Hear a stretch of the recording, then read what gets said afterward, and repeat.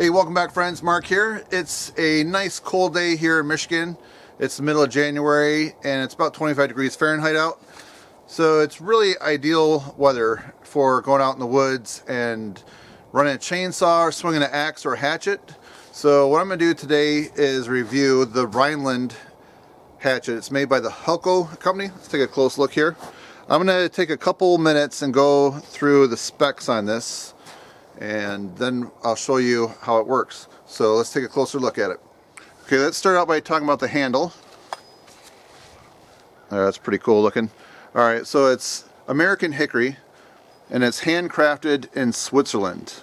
So each piece is individually selected for grain orientation and density. You can see how they hung it properly. You want to have those tight grain patterns there and the wide patterns on the side. And it's coated with boiled linseed oil.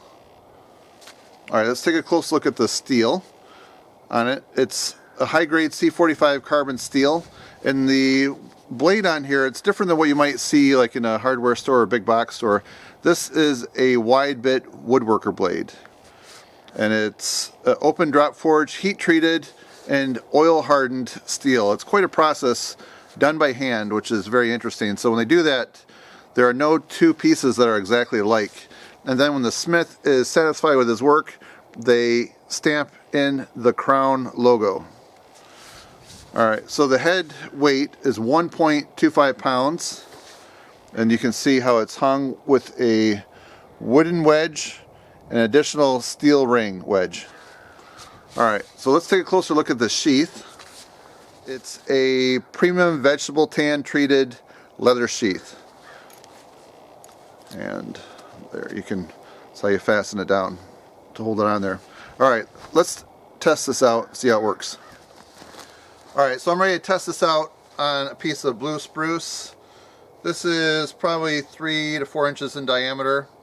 And I have used the hatchet a few times already, so it may have lost a little bit of its initial sharpness. Let's just see how well it bites to start.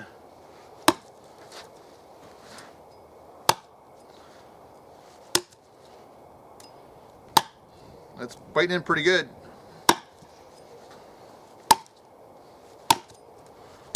Alright, so the one thing that I like about the wide blade German style is that it's really easy to store. Like when you're not using it, you can just sink it into a piece of wood like this stump here.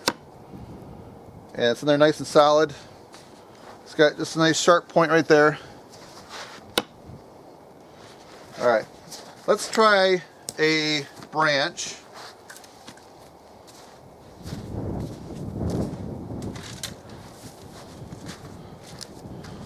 Alright, this is a piece of oak.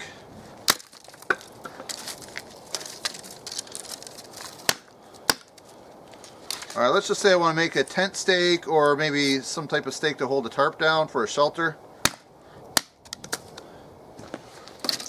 Alright, here's a piece right here. You can easily just see how well this works. Just a matter of a minute. You can make a spear or you can make a tent stake. So then you just hammer it into the ground.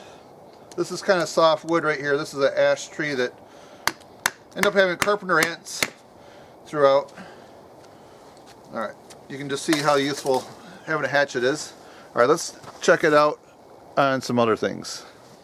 Okay, so here I have a piece of oak. Let's just see how the hatchet digs into this. Give it like 5 chops or so. It's biting in there good.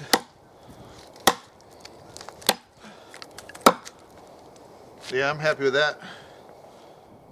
Alright, so here I have a piece of silver maple. Actually, part of it ended up being frozen to the ground, but I think it'll still split.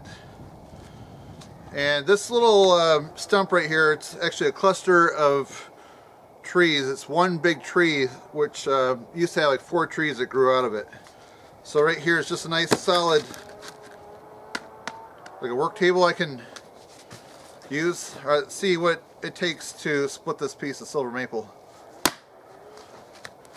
Alright, there, it cracked it. You know, I think I'm going to twist it and follow this crack pattern right here. Oop, missed it. Come on. There, cracked it open.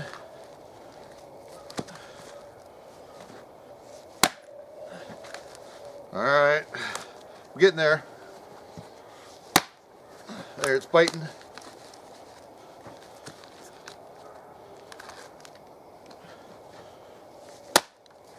Alright, almost through. Let's see if I can do it from the side. Find a nice solid table, work table here. There it goes. So you don't always have to go from the top. You can work the firewood a few different ways. If you can take a look here, you see that it does have a little bit of a curved pattern to it. There it goes.